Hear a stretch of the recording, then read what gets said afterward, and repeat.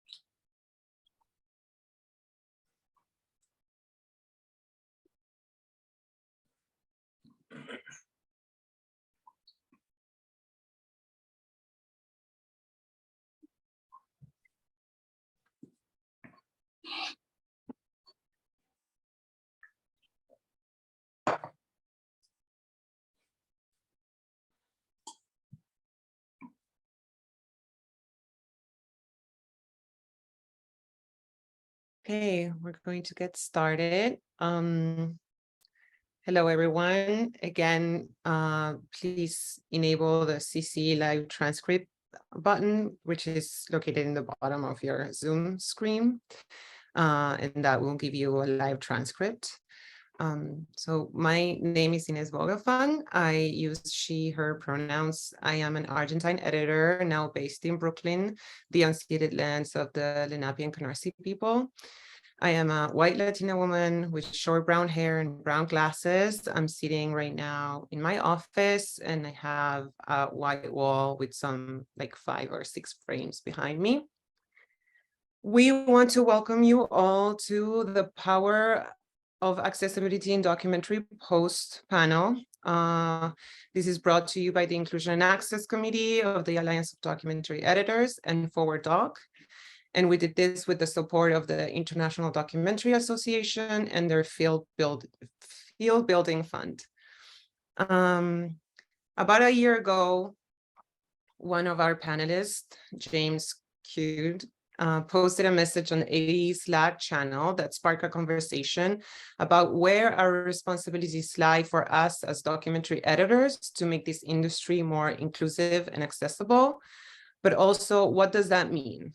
Where, when, and how can we make this industry, and more specifically post-production, more accessible? So in collaboration with the folks at Fwd-DOC, we have been working on putting this panel together for the last few months, and we hope that we can answer those questions and more this evening.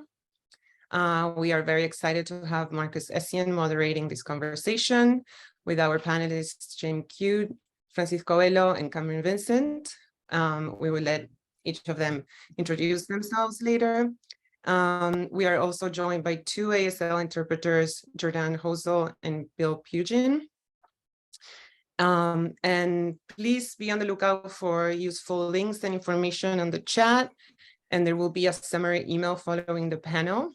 with all the links and information that we were able to gather through this conversation.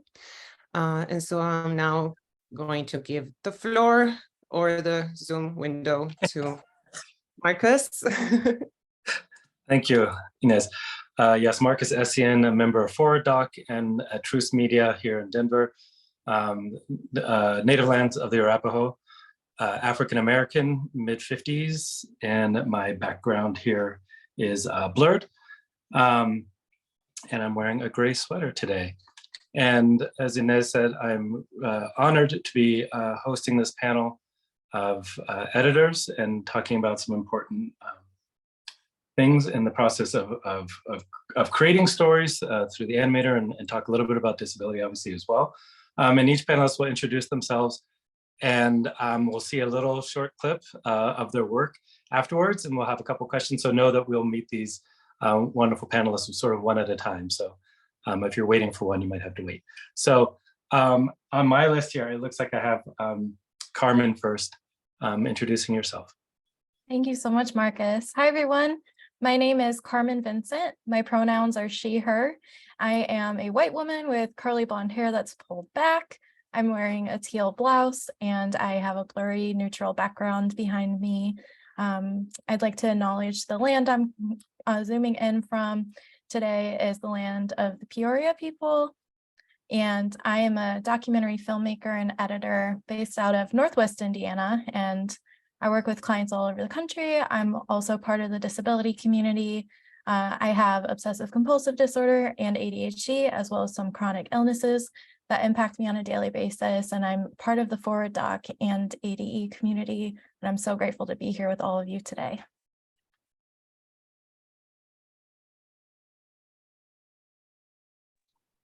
Okay, so to share a little clip of my work, we have a trailer of my most recent documentary film that I've edited called Teacher of Patience. It is about a local Indiana family and their efforts to educate first responders about disability. So what's your name? Emily. And where are you from? From my house. I mean, did you just burp? No, just. With the car battery. Yeah, car battery. Shut up.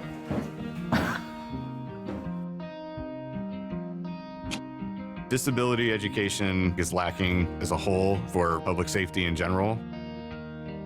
So the Emily Talk was designed to help not just police officers, but medical folks, anybody, how to interact with her, how to interact with anybody with a disability.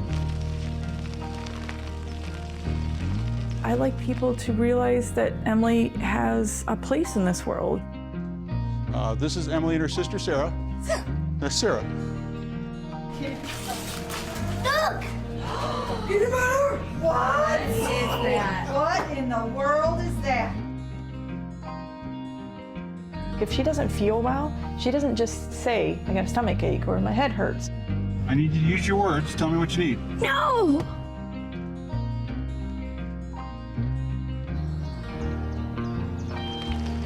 I would just love for her to try new things. Okay, listen, it's okay. No, it's not. I haven't taught her anything. She's taught me to be patient. She teaches everybody around her to be patient. And that's something that for first responders is naturally very difficult to do, but it's not her job to adjust to me, it's my job to adjust to her. When you think of all the people, wherever you go, how's Emily, what's she doing? There's some people we don't even know, but they know us through her. It's amazing the people she's touched and how many. Yes! Dairy Queen? Her job is to be happy, and if that manifests itself in teaching others, then that's her job.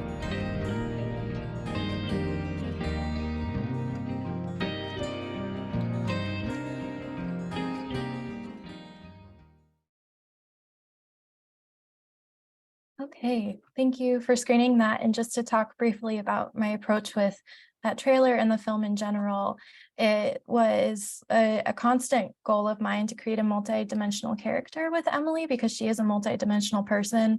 Oftentimes, what happens with disability stories is they're made into something called inspiration porn, meaning that the disabled character is shown with no flaws as the hero of the story, that we kind of make them more than human and add unrealistic expectations to them and to their lives and their characters, instead of just letting them be a real human being with both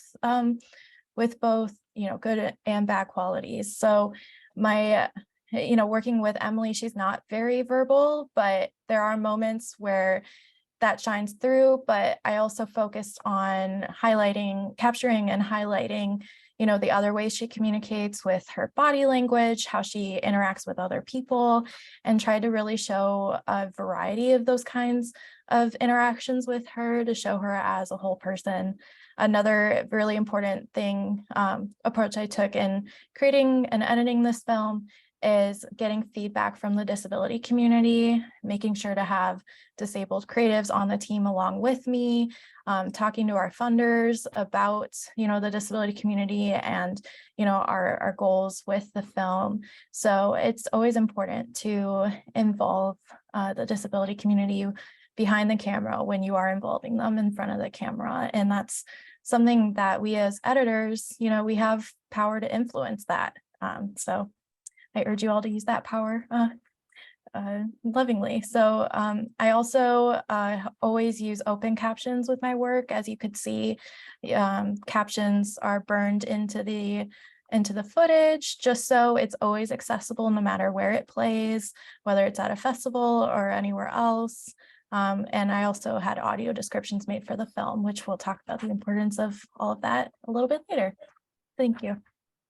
Just a quick little question before we move on to the next panelist, which is, how did you choose, in general, how do you choose your projects? Or maybe it might be the other way around where projects choose you, but a little bit about maybe that. Yeah, definitely. I always choose projects based on the people that the projects are highlighting. I tend to lean towards people who have more misunderstood or marginalized stories.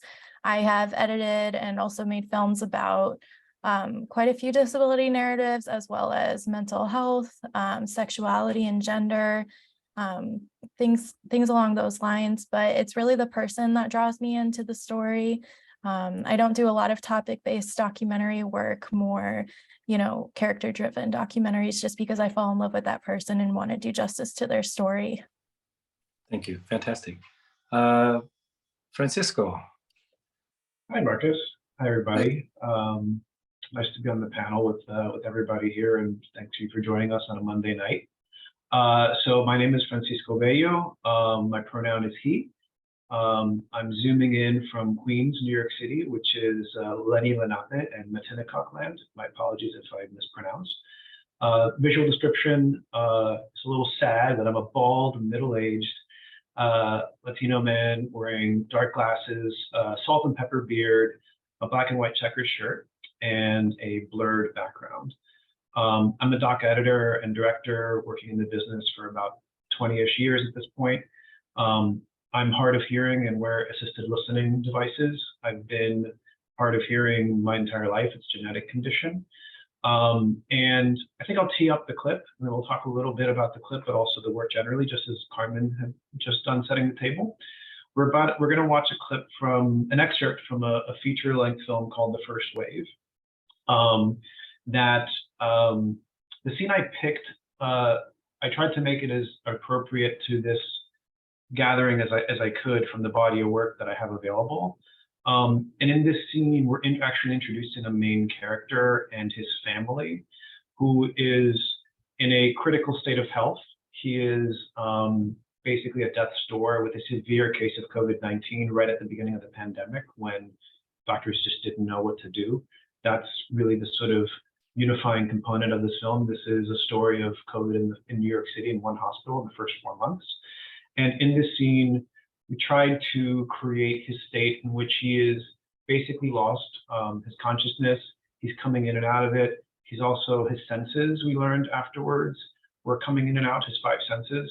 So we tried to create a kind of visceral intro inside the main character's head, and then kind of pulling out to understand his situation and his family. And then we can talk a little bit further after the clip.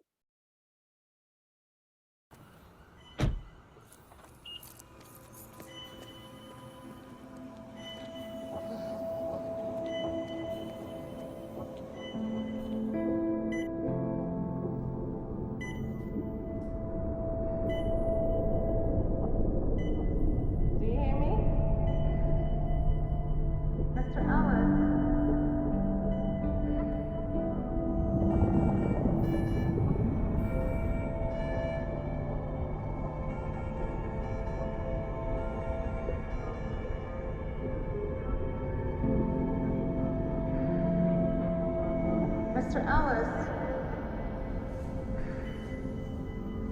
Open your eyes. Do you hear me?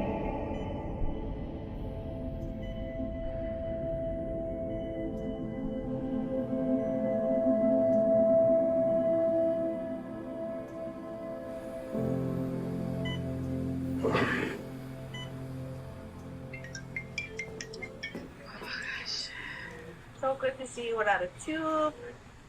Oh my God, look at that beautiful Look at baby. the baby woke up. Your daughter woke up. How old is Ava? She's 7 months. Oh my goodness.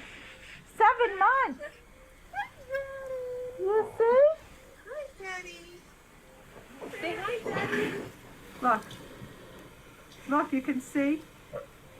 Look. Oh, See? look at the face. I miss the face. Yeah. Hi, Can you say baby. something? Yes. He has a lot of secretion, so it's hard for him to talk. Could you say hi? Hi, you're trying. Yeah. I'm going to put it back on, okay, because your stats are a little low. So this mask that we have on him is a BiPAP mask. It just helps, it pushes some of the air in. Yeah. Maybe in a couple of days he could come off that, okay? Okay. Every day you're gonna get better and better, Yeah. and then you'll be home with us soon. All right. Thank you so much. Have a good day. Bye. Thanks.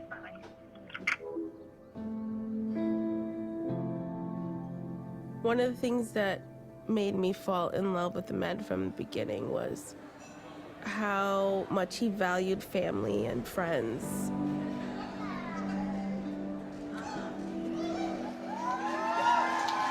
Ahmed works for the NYPD, and I work at a hospital, so we're both essential workers. It's gonna be one of those days where you just spit everything out, huh? Was that you saying yes? He's only 35, and the doctors say he's high risk because he's overweight and diabetic. I'm just hoping for the best right now.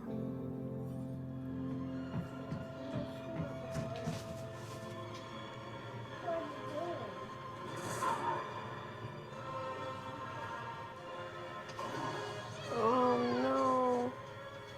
What happened to him? He got hurt.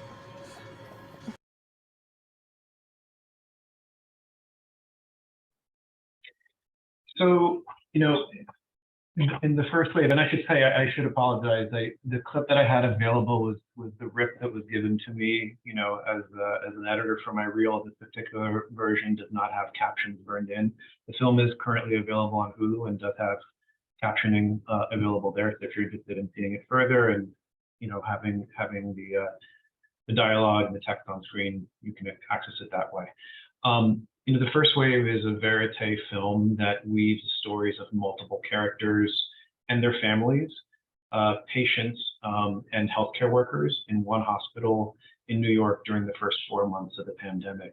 Ahmed, who you saw here, and his family, Alexis, and their son Austin and daughter Ava, are characters that we track as Ahmed progresses through recovery. And it's a pretty remarkable arc. The film also, you know, certainly showed very visceral form death, and also the impact of family who at the time were unable to be in the same room with them. And so a lot of the subjects, or in the case specifically people like Ahmed, who were intubated, had to be sedated in order to not reject the medical interventions that were being given to them. And so Ahmed would come in and out of cognizance, come in and out of his 5 senses. And I don't think I risk much in saying that thankfully he pulled through. His family, I actually just saw them last weekend. We had a barbecue. It was a lot of fun. The kids are big. It's cute. But he talked about not remembering a lot, but having fleeting moments and having his senses be something that was an experience that he hadn't had before in his life. And so again, we were trying to create with the tools of cinema, with sound, sound design, picture editing, music as sound design as music, the kind of visceral experience that we can approximate with the, at once sophisticated, but ultimately crude tools of getting inside another human being. And so if you want to talk about how I choose the stories or the projects I work on, it's kind of all over the place. I would agree with Carmen that it is about the subjects. The subjects I also tend to be interested in characters and to do character-driven films, but a lot of times they overlap between the individual story and an issue or a topic. That's kind of a sweet spot of the Venn diagram. It's also with the people who are involved, the team, and I think sometimes I'll also ask myself the question of like, is this something I haven't done before? Both in terms of subject, maybe format, but also creatively. So I've done over the years everything from talking head, recreation, heavy stories to pretty raw verite, from stories about politics and art and healthcare, stories about artists, about outlaws. I've kind of been all over the place, and I'm really grateful that documentary editing has given me the opportunity to touch a lot of subjects and work with different kinds of people.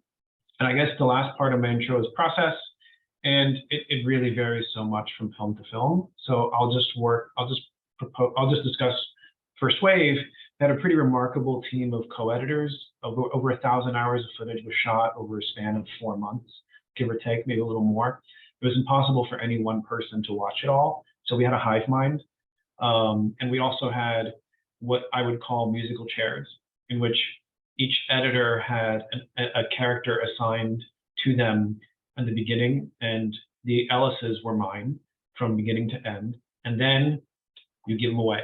Another editor takes them over, and so the material no longer becomes precious to you, and you get other hands. You can consult, support the other editor, and like say, here's my string outs, here's what I encountered. But it is an interesting process for having many editors on a big film, big not in terms of any other category than like scale of material, the amount of material, to unshackle yourself, sort of shake your preconceived notions and see what someone else brings to the table, but only after an initial ideation is done.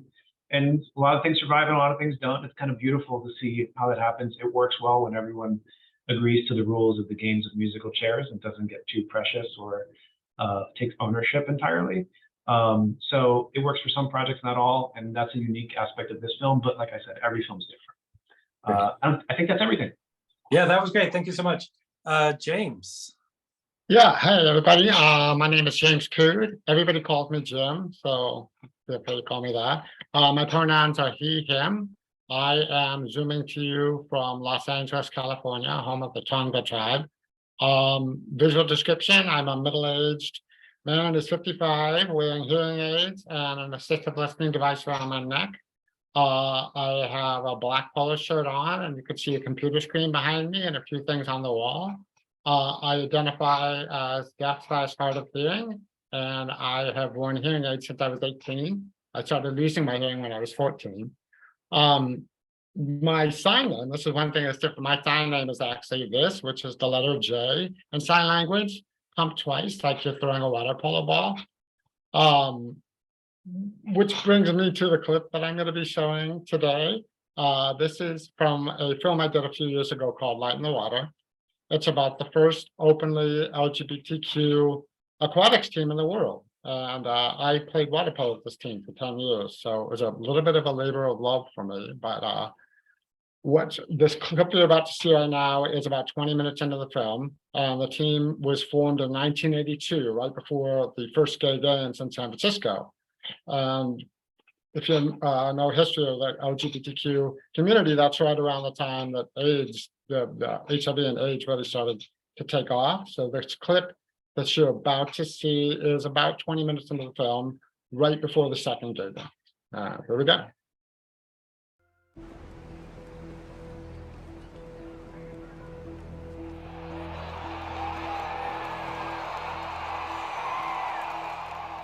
I am so pleased to be here to say welcome to San Francisco and welcome to these gay games. I made a commitment that I would do the gay games in '86. But my partner of 12 years, George, he got sick.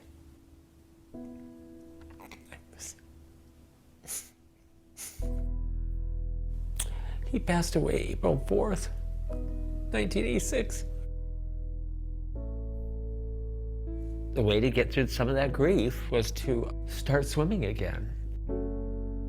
I went to the gay games and I wasn't in the best shape of my life in '86, but I got a medal. It was for a relay. We get up on the award stand and Tom just starts to cry. And I said, Tom, what's wrong? What's going on here? And he says, well, this is the last thing that George and I planned to do together before he died. He was like, I wouldn't have this medal without you guys. I was like, well, I don't think this medal compares to what you just gave us. And now, as the Gay Games flame extinguishes itself, I declare the close of Gay Games 2 and the Procession of the Arts. Thank you all for being part of this wonderful event. We'll see you in 1990. I remember at the closing ceremonies, the rumor had leaked that Tom Waddell had AIDS. It was really between Gay Games 2 and Gay Games 3 that it just completely devastated LA and San Francisco and a lot of the movement. A couple months after the Gay Games, they had started HIV testing. And at the age of 24, I tested positive. And at that time, it was just a death sentence, so I pretty much just put my head in the sand. So I just went along blindly as if nothing was the matter. I was very lucky. For some reason, I survived. I do think that swimming has kept a lot of the swimmers alive. And the team, I think, saved a lot of people. During those years, it was so dark that sometimes you just didn't want to think about it. Swimming helped because in a way it was a distraction. If you could swim, you could live, or at least you were alive for that moment. It was about celebrating and rising above all of the darkness that was around us too. We continued swimming and celebrating and striving to show the world that we were not being wiped out by illness.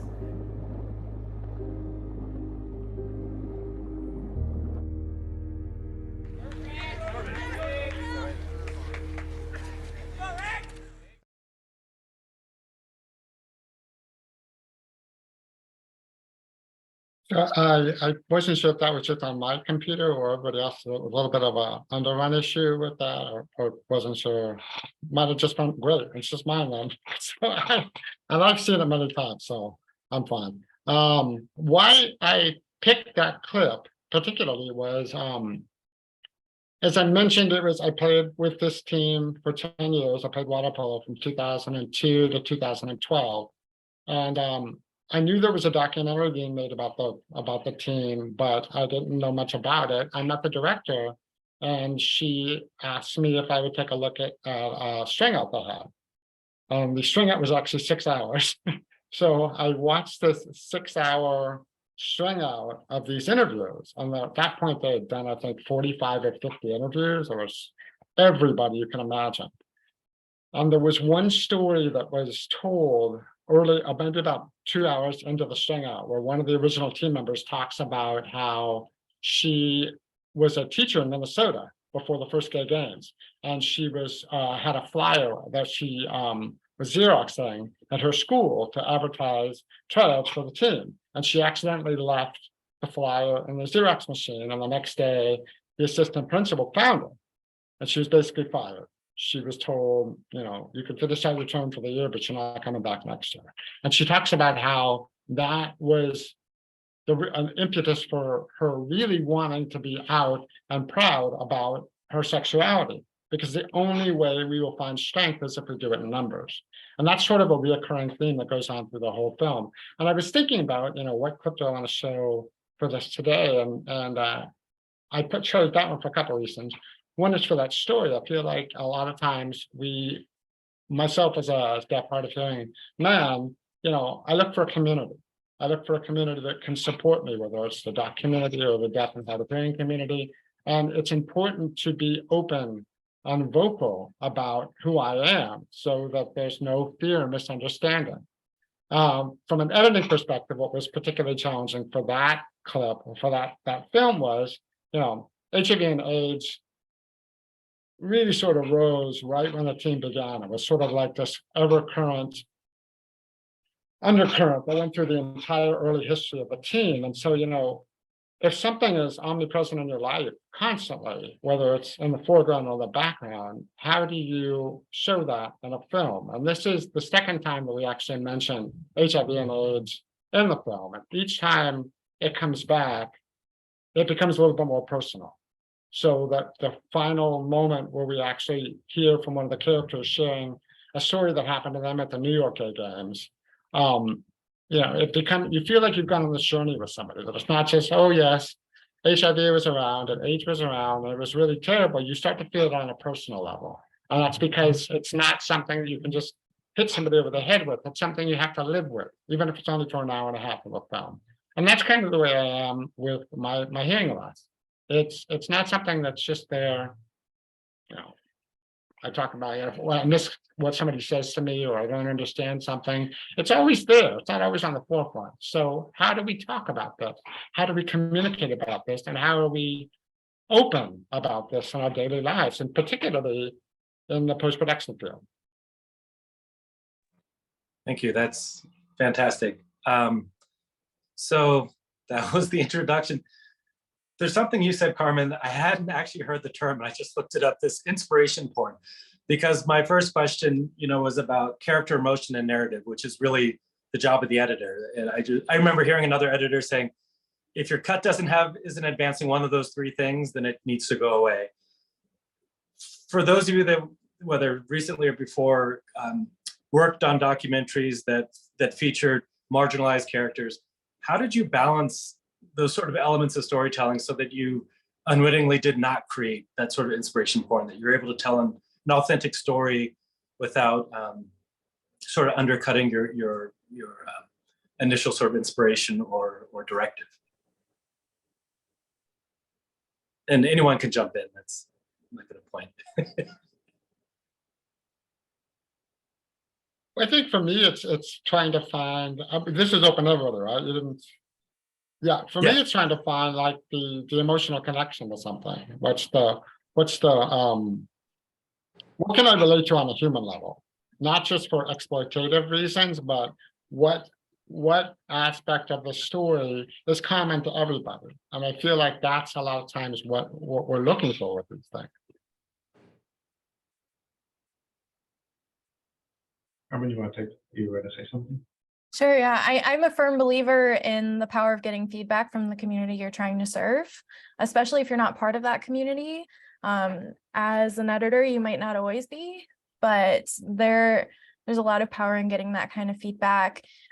Urging the filmmaker to have an advisory council, so a dedicated group of people from that marginalized community who can usher you through telling that story, ensuring that you're creating multidimensional characters and not leaning towards that god-awful inspiration porn. And I think also, you know, there is a fine line between showing a genuine human struggle and exploitation, and all too often it can lean towards exploitation. So That's why it's just so important to keep your why in mind. Like, why are you making this film? Why are you telling this story?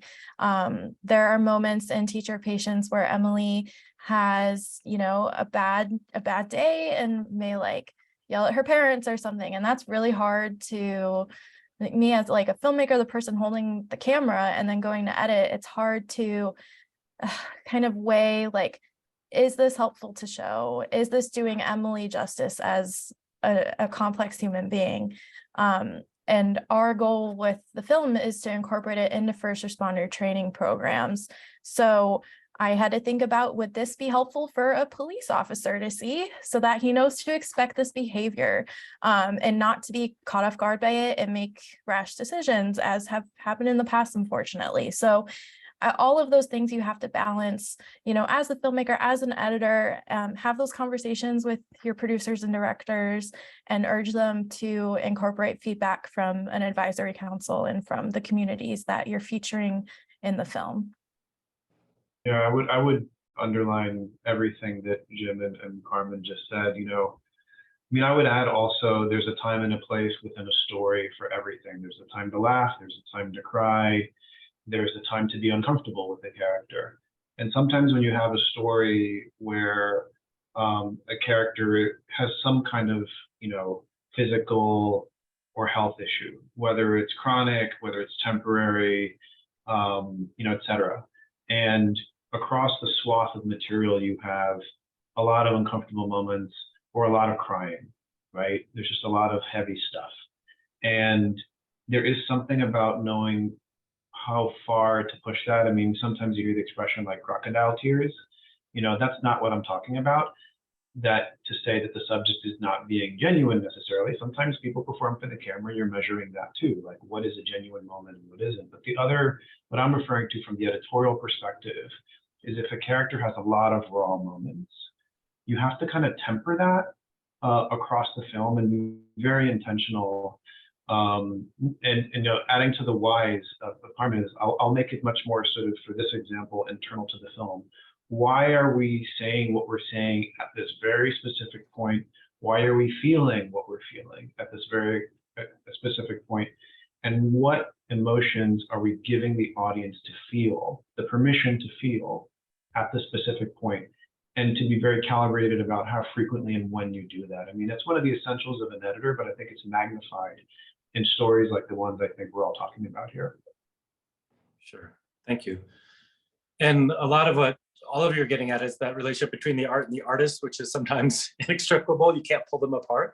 And when you think about your own identities and how you show up, how do you see, what are your thoughts or perspectives on how your own sort of, you see the value of your own disability in your work, right? We all kind of use who we are as our strength. That's all we have. But maybe a little bit, if you'd like to share about how that informs your work.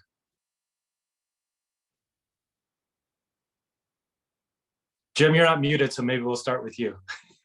Okay. I think for the longest time, for most of my career, I did not acknowledge it, or I tried not to talk about it, or I tried to not be seen as different because I saw it as a handicap. I also didn't really see anybody else that was like me doing the job that I do. And so I would always try to overcompensate to be, you know, I've got to be better because I'm, you know, I have a handicap, I'm disabled. I didn't want to talk about it. I didn't want to acknowledge it. If somebody tried to bring it up in the workplace, I would quickly shoot the conversation down. And then two things happened for me. Is one was right around the time that I was doing Light in the Water, I went to a panel like this on disability and film crews. And most of the conversation was about actors, about performers in films and the need for representation in film. But they had one crew position there, one crew person. It was the composer who was blind. And he said he would oftentimes go into meetings and try to see how long it would take for people to figure out that he was blind. And I just he was so candid about it, so forthcoming about it. And I went up and I spoke with him afterwards, and Tim Gray, who is a reporter for Variety, and he asked me all these questions about my disability. It was the first time that I'd ever really, in a work setting, talked about it. And it was really liberating in a lot of ways too. And then the second thing that kind of happened to me was in 2020, I was working on a project during the pandemic, and the AE on the project, I never actually physically met him. He was hired by the other editor. I communicated with him via Zoom and text message, but I never met him in person. And after we finished the project, he told me that about a month before he started work, he woke up one day and basically had sensorineural hearing loss in one of his ears, which is what I have. Mine is progressive, his was sudden. And he just woke up and his hearing was gone in his left ear. And he went to the doctor and they couldn't figure out why. And I asked him, why didn't you tell me about this before the job started? He didn't tell me until after he was finished. And he said, I didn't want to influence what you thought of me. And I was blown away because that's the exact same thing I would have said.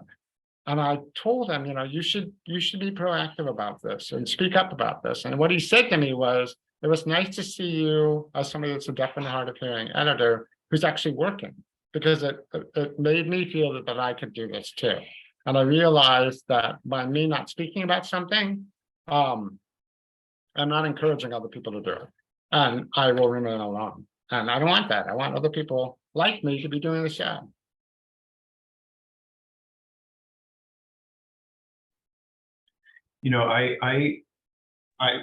The question is an interesting one, because I would say my answer would be, my experience is all of me, right? So I'm here because I'm hard of hearing, but I'm also a Latino man. I'm a first generation person from the United States. I can just sort of like list the sort of things specific to me that make me who I am. The thing is that my ethnicity and my being hard of hearing are not necessarily visible. For example, I speak with an accent with someone born in the United States. So you don't know, que yo puedo hablar español perfectamente bien, and I have my culture. If you didn't see my hearing aids, which I didn't really start wearing, I stopped wearing them for many years, and I passed, let's say, out of just personal issues and also insurance issues. You wouldn't have known that about me, and I figured out ways to sort of kind of fumble my way through life until I was not able to get away with it anymore. And I also had insurance to finally pay for the devices I needed and was not able to access for a long time. So I can't say that, I think, Jim is right. We have to be open just as much as we are about conversations about sexuality, gender, ethnicity, as much as we are about, our physical conditions, whether it's, disability, psychological, chronic, temporary illness that affects our performance, et cetera. It's about bringing that to the table in the day-to-day. But I think also consciously, subconsciously, overtly, whether your project is about something that overlaps with your life. I once worked on a film about migraine, and I took it on because I do suffer from migraines, and I did it to learn about migraine, and the film gave me more migraines. But it triggered me, but it was fine because I knew what it was. But a lot of the times for me, it's not explicit, it's implicit. And perhaps maybe to a fault at times, but I think as things have changed in the last few years and there's a more willingness and openness, certainly in the more progressive spaces in the documentary filmmaking community, to speak openly as in this forum, but also day to day on the job, even if the film isn't specific to the things overlapping with your personal Venn diagram in their totality. It's there, so why not acknowledge it, And that's kind of one of the reasons I'm on this panel, is to also learn from Carmen and Jim as well with their experiences and see how I can bring that to the table more overtly myself. Yeah, I really resonate with that. My disabilities are also invisible, so I have the blessing and curse of being able to choose when I disclose. And It's tough for me because OCD is kind of used as an adjective these days. Like people say I'm so OCD if they like a clean house or, you know, stuff like that. They kind of tend to trivialize the experience. So I do feel like there's a lot of educating on my shoulders, which is sometimes why I don't disclose. But if you do a quick Google search, it's literally on the front page of my website. So if people do care enough, though, they will know that about me. Another thing is I have trouble talking about it sometimes because there are so many different types of disabilities that I think when someone talks to someone with a disability, you kind of assume this is the culture and opinion of the disability community, but we are so diverse within that. 1 in 4 people in the US have a disability. And again, there are hundreds of different kinds. So I just urge you to keep, meeting people with disabilities, and as much as they want to share their story, to listen and just be an accepting listening ear and learn as much as you can.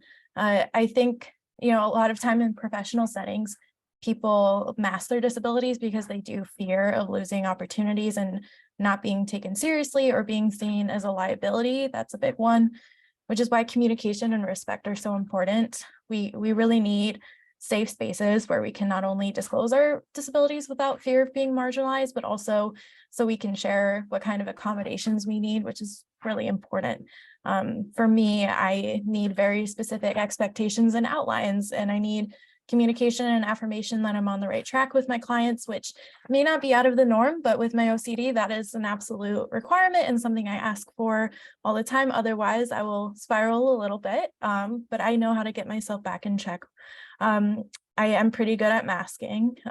Fortunately and unfortunately, it depends on the day.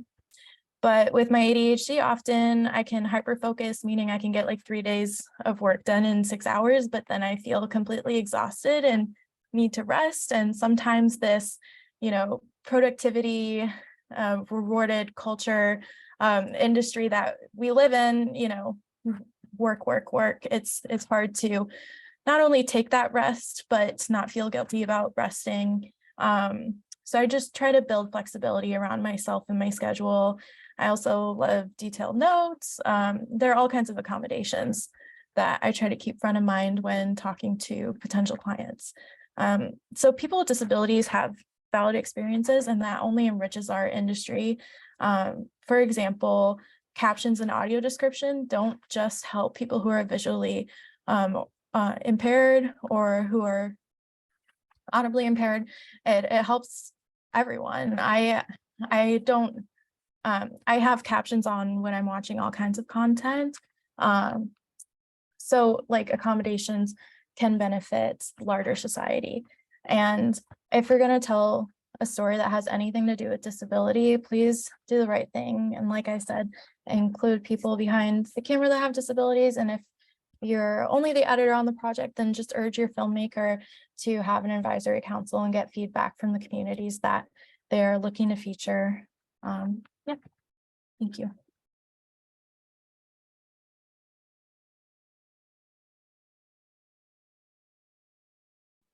Marcus, I think you're muted. Marcus, I think you're muted. Oh, now I'm starting. Okay, sorry. All 3 of you did such a wonderful job just in your natural sort of way of talking about your projects, answering some of the future questions that I have on my list. So maybe, I know Carmen and Jim, you've definitely talked about it a little bit, but any other thoughts about what advice you'd have for collaborating with filmmakers, specifically editors who may have a disability? I know that's a broad spectrum of things, but anything that just you think would be helpful from your experience. And I know you can't answer to every disability on the planet. That's not the point, but anything that you haven't already touched on, because many of you already sort of spoke about that. I'm sorry, can you repeat the question one more time? Well, sorry. Just are there things that others might need to know about? Like what advice would you give people when working with maybe an editor with a disability that you feel that you can speak to? Carmen, you already talked a little bit about sort of organization and things like that that might help you. Are there others who have thoughts of? I think it's for me. I know there's a conversation about the word disability. You know, are we differently abled? There's different ways you say it. And some people, you know, ableism is one term. I remember in 2013, I was working with Trey Kocher, who just won the Academy Award. He directed a film. It was his directorial debut, and I was the editor on it. And I remember when they hired me, they didn't think they were going to hire a deaf editor because they didn't think deaf editors existed. But somebody knew somebody that knew somebody, and they connected me to them. But I remember on the set, I was talking to one of the producers who was deaf, and I said the word hearing impaired. And she said, "Oh, we don't say that. We don't say hearing impaired. It's deaf or hard of hearing." And it's coming up with the exact term that sometimes we get tripped on. But she made a joke out of it with me. She let me know that it was okay for me to make a mistake because I was relatively new. Even though I've had hearing loss since I was 14, I was relatively new to the deaf community. So there were things that I just didn't know. So I do try to do that with people that I work with as well. Like when I'm working, my little streamer right here has a button that turns off the microphones of the hearing aid. So all I'm hearing is what's coming from the computer. But when I'm in an office, you know, obviously, if somebody walks up behind me, I'm not going to know that, and I'm not going to hear them. So constantly people will come into the room and stand there, and I'd see them out of my peripheral and have a heart attack because all of a sudden there's somebody standing there, and I didn't know it. I'm like screaming, and I was like, and so it became, you know, I made a joke of it. I told people, you know, let's see how many heart attacks you can give me in one day. And one of the producers brought me this like mini rear view mirror that I stuck on my computer monitor so that I could actually see somebody when they walk in the door behind me.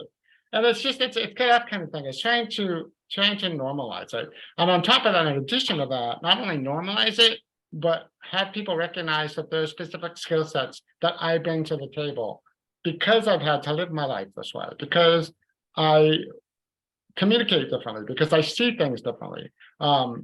I tell this story when I was starting to lose my hearing, I played in a high school band, and I had to wear the earplugs because they weren't sure if it was because of the noise. When the earplugs, I couldn't hear the whistle, the count off for the whistle. And what I discovered was that everybody would sort of lean forward in an exactly same cadence on the 4 count. So I could just look out of my peripheral vision and watch people lean forward, and I would know instantly when to step off.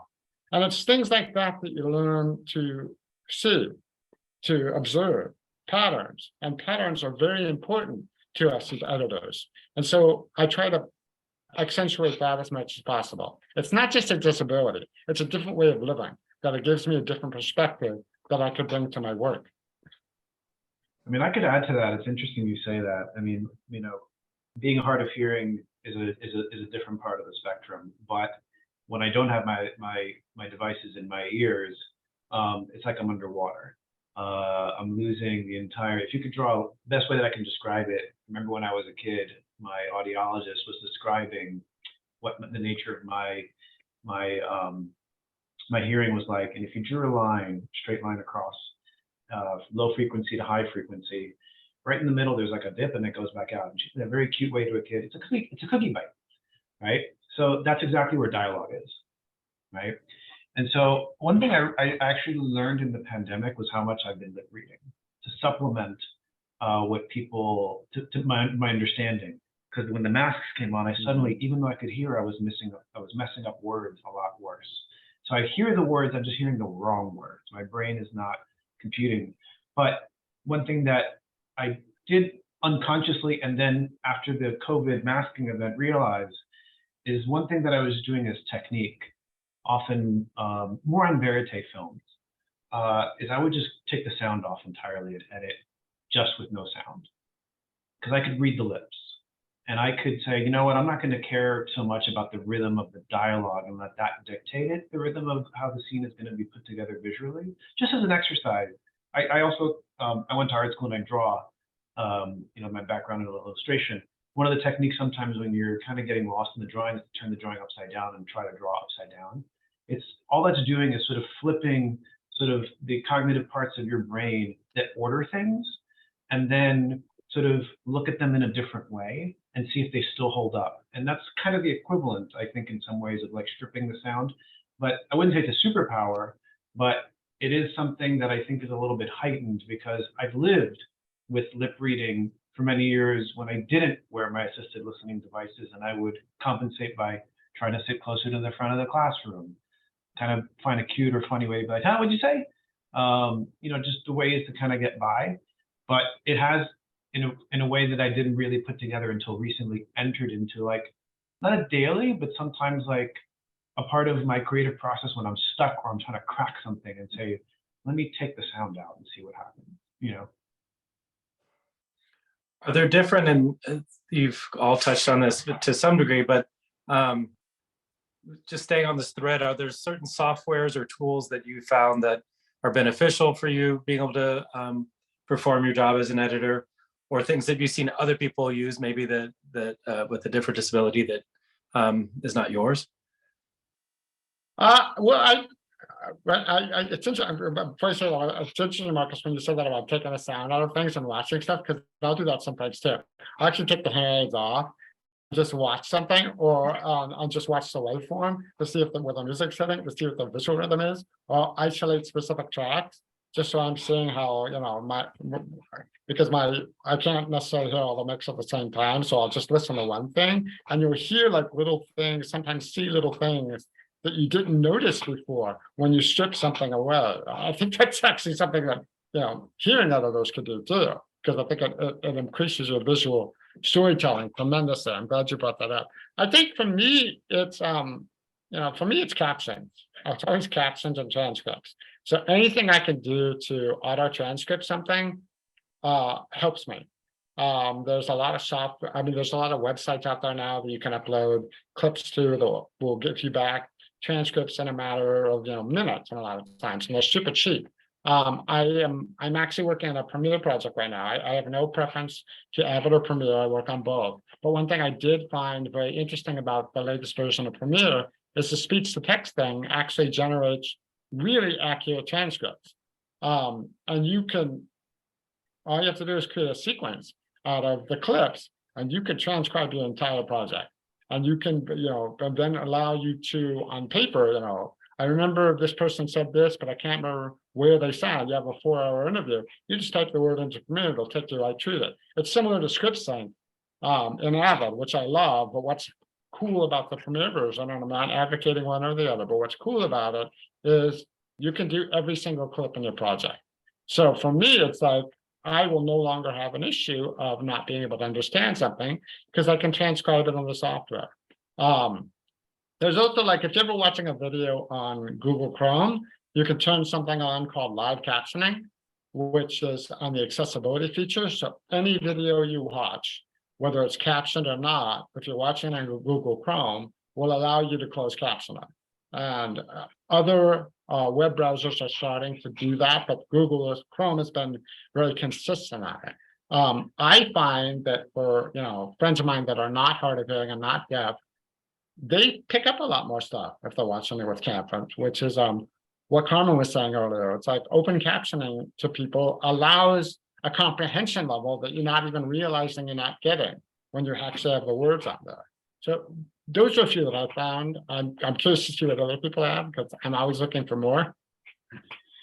Carmen, I don't want to hijack, this space for you, but I just want to pick up on something Jim said. Adding to the sort of transcription in Premiere, I've taken it another level, and like just out of necessity because I had a foreign language issue, and so generated, you can basically, like, as a little bit of a hack, this is not in Premiere, but when you generate the captions in Premiere, it creates a kind of basically open source caption file. It's called an SRT file. If you change the .srt to .txt, it just opens up a transcript with the timing that matches your thing.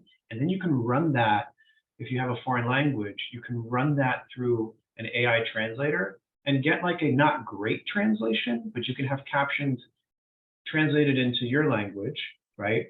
Work with that and then bring a native speaker ultimately in, but it's like you can just turning it from simply as turning that .srt file to .txt, copy paste into a translator, copy and paste it back, change it back to SRT, you can import it in Premiere and have it translated into your language. It's not super accurate, but it's like good enough to do some basic editing. So you bring in a native speaker or an assistant, etc., to help you with dialogue edit. So that I just discovered that additional layer of it recently.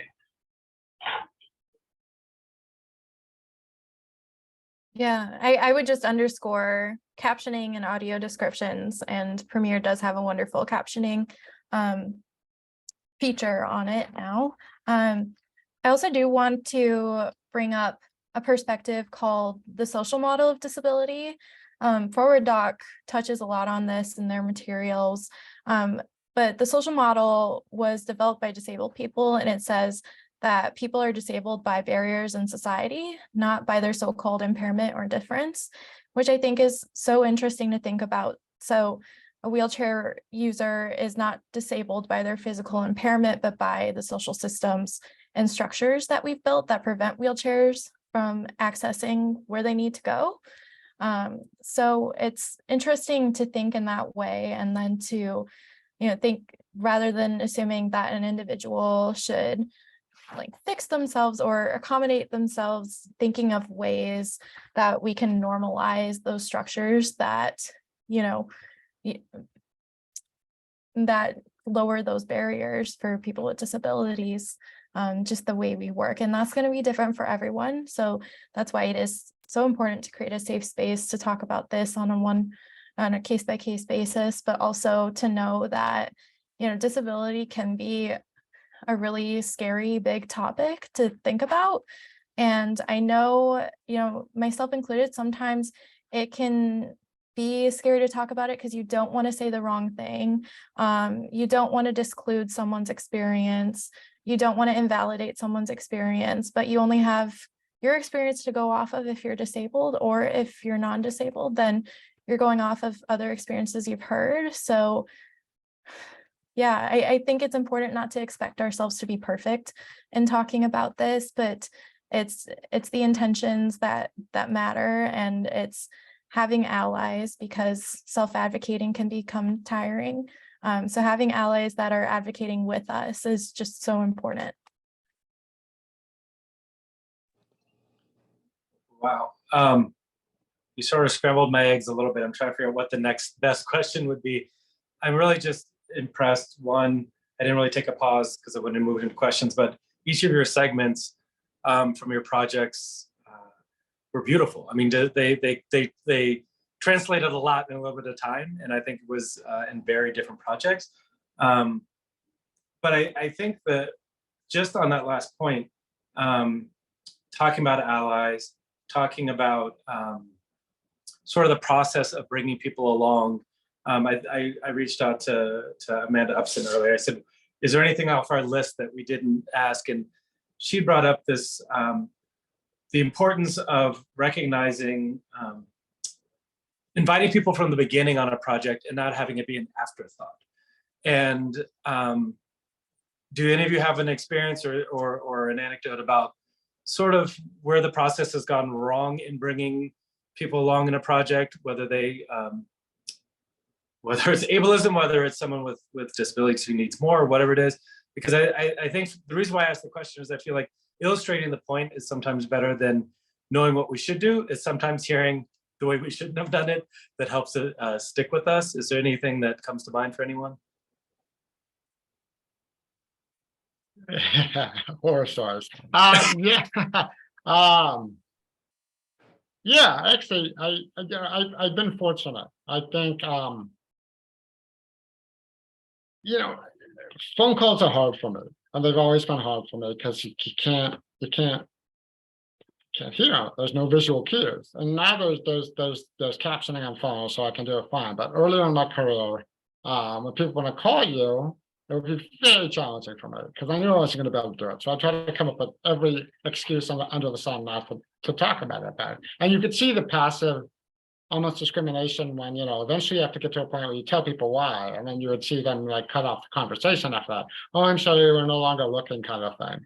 But the only time, one of the few times I ever actually saw overt discrimination towards me was I was interviewing for a job. It was 2009, so it was a while ago. It was earlier in my career. And a producer recommended me to this project. I went in and met the producers on the project. we hit it off great. I mean, oh, you were this person, oh yeah, it's so great, and I know this person, that. Went through the whole conversation, the interview, and I walked out of there feeling like, I got this. You know, if I don't have this job, my meter on how these interviews are going is completely whacked. And as I'm walking out the door, they say to me, oh, by the way, all the other bays require you to wear headphones.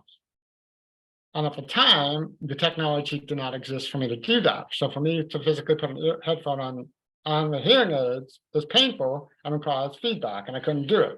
And I said, oh, I can't do that because of my hearing aids. And they flat out said to me, well, then we can't hire you then. And I went, in my head, I was first of all shocked. And second of all, I thought, what you just did was illegal. And third of all, you know, most editors, you know, in 2009 were not wearing headphones. So I went home and I emailed the producer that referred me to this company and told her what happened. And she said, you can't do anything, you can't say anything, you can't say anything about it. And I didn't, I kept it under wraps until the pandemic. I actually reached back out of the company about that this happened to, and the heads of the company didn't know that this had happened. And I told them, and they apologized to me for it. And ironically, the project I'm working on right now is co-produced by that company. So it kind of comes full circle in a lot of ways. But I think it's, you know, at the time, what I wish I would have done differently is in that moment when it happened, I wish I would have said to them, what you just did was illegal and was discrimination. I choose not to work here because you did that to me, not, oh my God, I can't believe they did that to me. So take ownership of something, you know, take ownership of the fact that your behavior was inappropriate, but it does not make me any less of an editor. And, you know, fortunately, that's kind of a rare thing for me, and it doesn't happen as much now because I'm deeper in my career, so I have a little more of a resume underneath me, so people know my work. But that was early in my career. It was very painful. You know, there's, I could say that I have a story that rhymes with that a little bit, and maybe that's, you know, the thread that sort of goes across people with, you know, different abilities. That's the general arc, and then it becomes very specific. And in my case, like I said, I passed for many years, and my, you know, as Jim said, it's true. Headphones were almost frowned upon. Because you need to have the speakers and the mixing console on your desk and pretend you're in a theater. Bullshit, you're in a little room. It's never going to be the same as a theater. But I did get away with a lot of like headphone work. And when I didn't have devices and not having the feedback issue, it was actually a godsend because I just cranked it up, you know. And I eventually started telling people that, look, I'm not going to do sophisticated sound mixing because I don't trust my hearing abilities. And if I EQ or level out in the offline edit and you hear some sound, I apologize, I'm probably not hearing them. And it never really was a big issue. I just made that disclosure.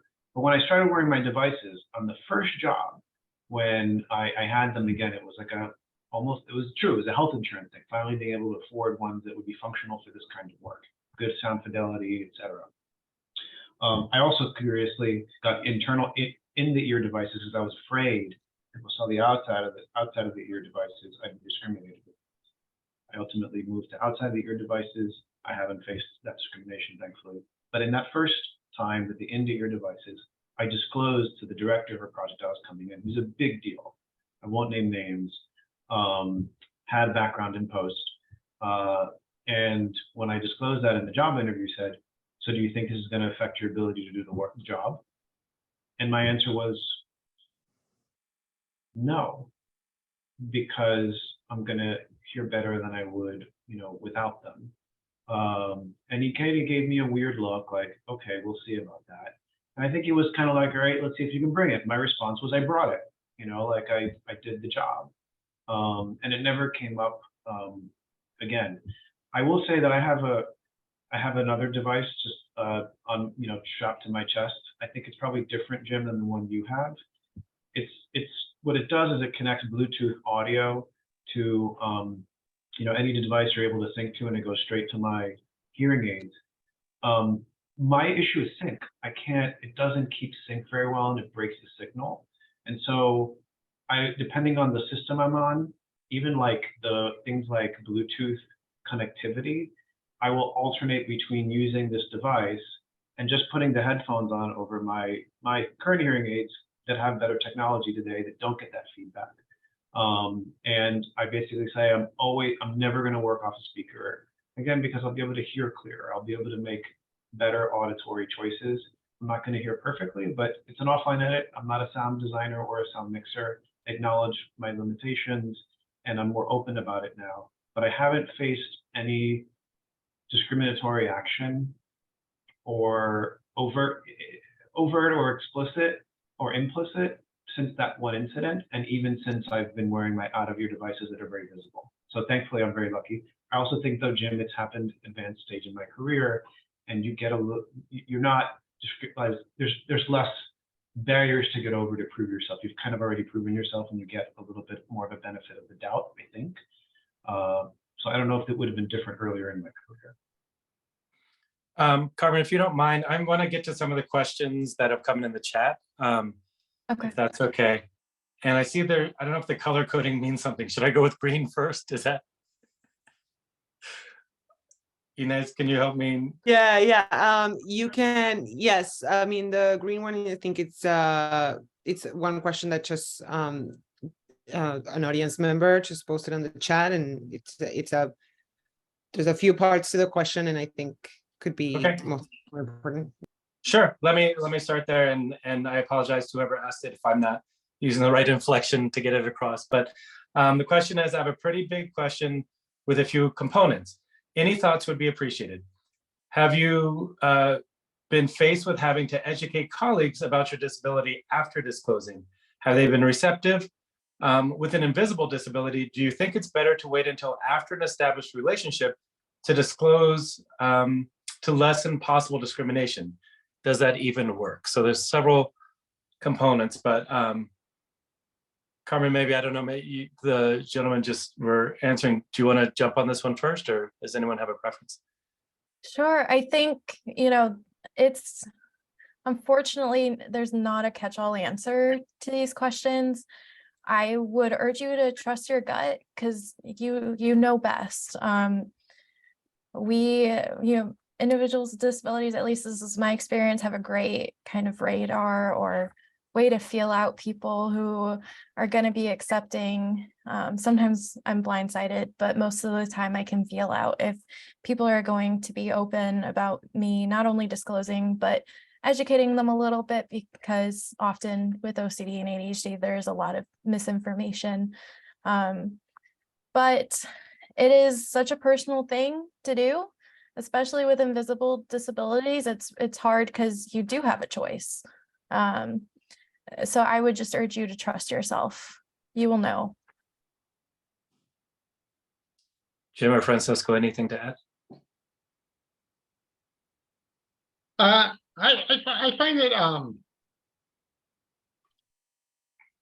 I generally don't. I mean, I don't know. You can see if I turn my head, but I want to head.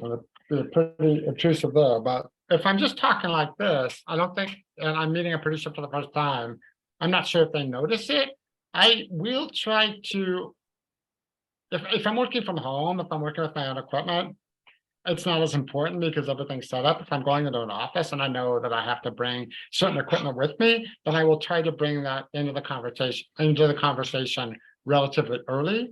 I try in a work setting, people want to know about things, but they actually really don't.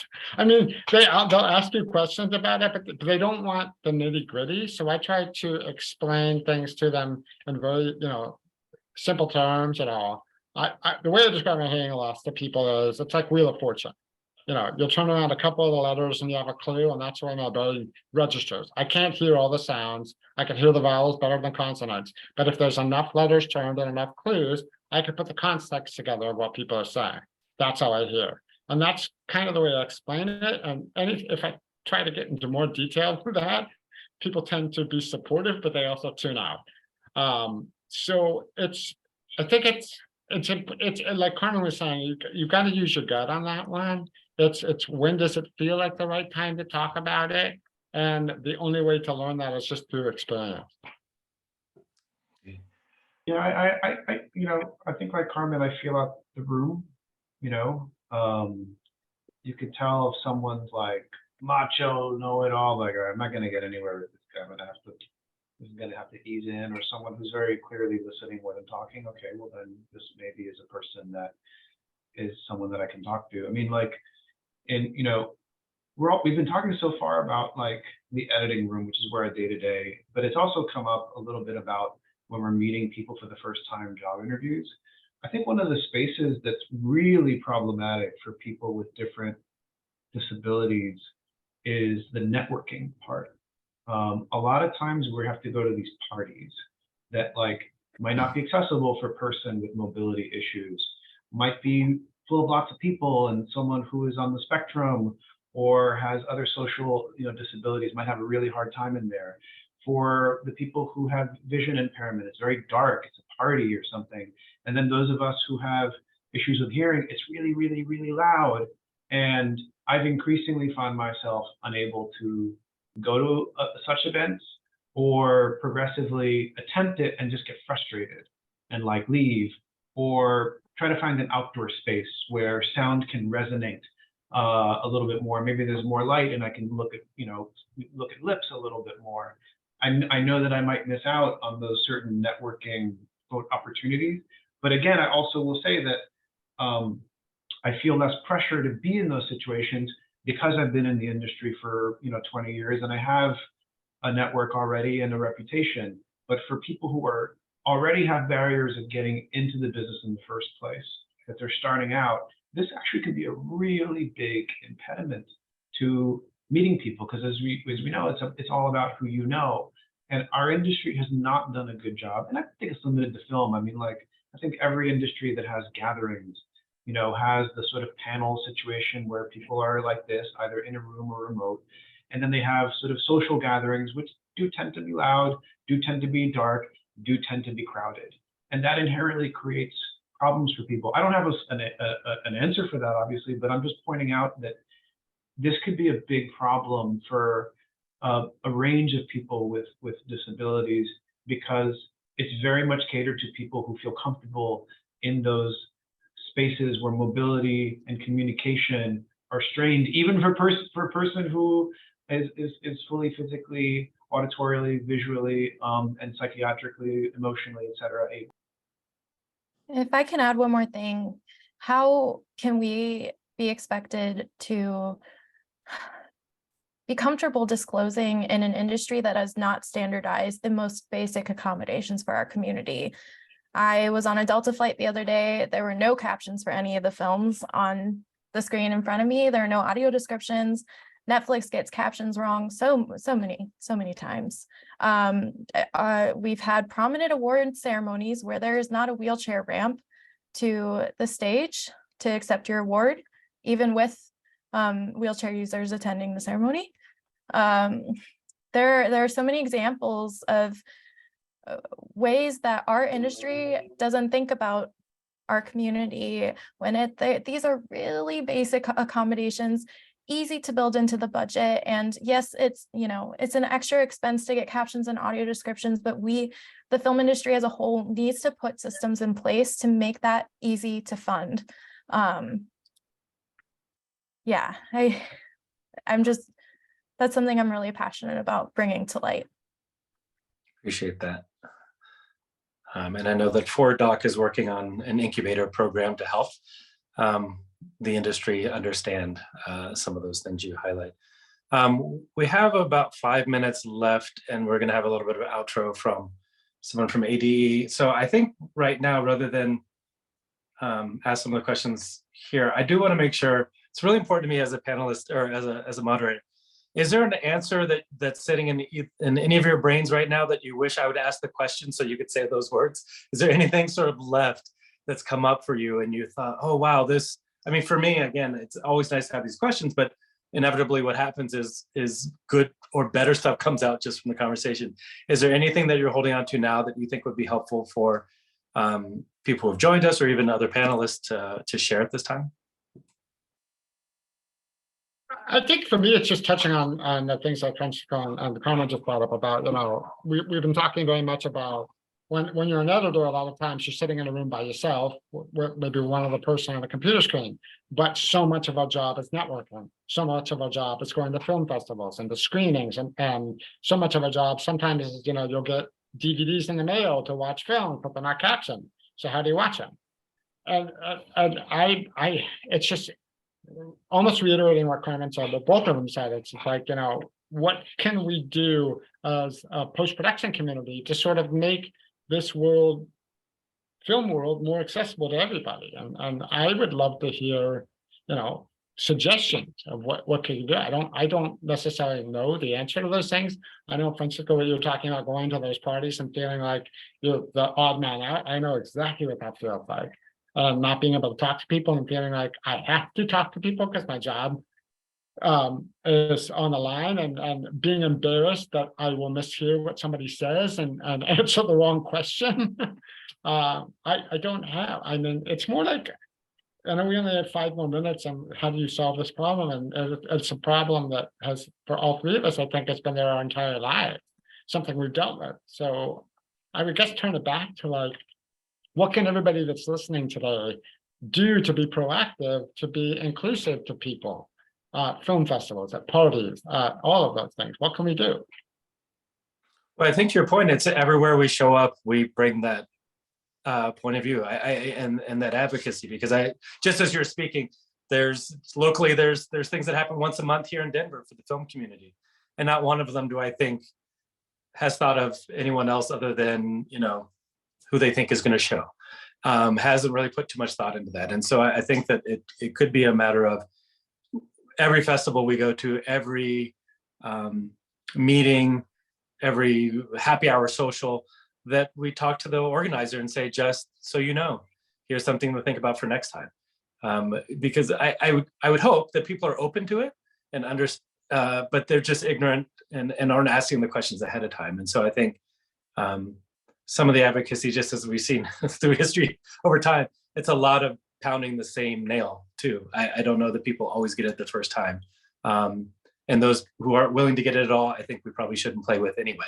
But I've come to, looks like, our end here. And I really want to thank the panelists again, not only for sharing your thoughts and some about your craft, but sharing your work. I think no matter what phase an artist is in, it can be difficult to show the product of your work. And so thank you for all the things that you bring to this conversation, and all the things that you do outside of this little 90 minutes we have to advance story making and with some unique perspectives. So Inez, did you want to jump in? I don't know who's closing it out from the crew. I would just say, if anybody wants to contact me, you can. I think my website was some information, but if you do have questions or want to talk about this, I'm open to send messages that way. I'm totally open to talking to people about this. Thank you. There's some other things coming up in the chat. If I could just thank ADE, they've done everything right with this panel, asking all the right questions, providing accommodations, thinking really deeply about these topics and how difficult it is to have a conversation about all of this, but how necessary. So thank you for having ASL interpreters and captions and visual descriptions. This has been such a joy to be part of. Please check out the resources link I dropped in the chat. Join Fwd-DOC, we need allies, and just stay curious, keep learning.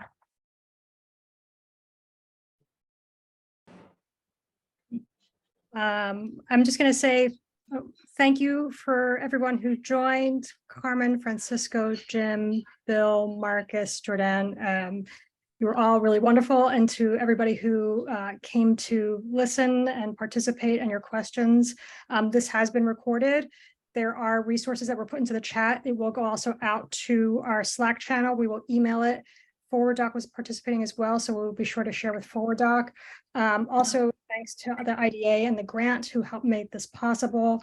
and to our team who put this together for months, Badaya, who worked on helping to get the funding for this, Ines, who helped us, organize with everything, Sarah, who helped put us all together. The four of us were mind melding through all of this. And I just want to say how profoundly grateful I am for everything that you all said tonight, because there was so much that I could relate to and didn't even know. So thank you. I truly, truly appreciate it. And I'm grateful. So thank you, everybody, and have a good night.